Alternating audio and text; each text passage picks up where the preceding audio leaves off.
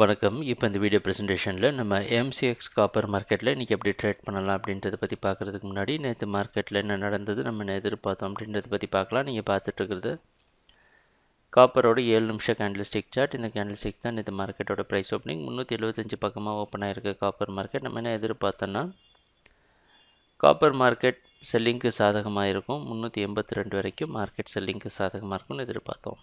Open ஆனது சரிவை சந்திச்சிருக்கு. ஆனால் அதுக்கப்புறம் பார்த்தோன்னா மார்க்கெட் ஓரளவு மேலே போக முயற்சி செஞ்சு 378 வரைக்கும் மேலே போயிட்டு மறுபடியும் ஒரு சரிவை சந்தித்து 75 வரைக்கும் வந்திருக்கு.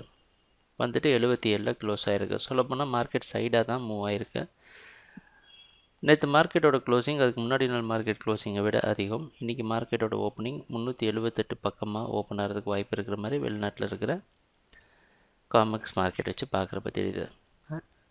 கொஞ்சம் அதிகமாக ஓப்பன் ஆனாலும் நம்ம ட்ரேடிங் திட்டத்தில் மாற்றம் எதுவும் இல்லை. இன்னும் தொடர்ந்து 382 வரைக்கும் மார்க்கெட் டவுன் ட்ரெண்டுக்கு சாதகமாக இருக்கும். 383 ஸ்டாப் லாஸ் வச்சு ட்ரேட் பண்ணலாம் அப்படின்றது தான் நம்மளோட எதிர்பார்ப்பு.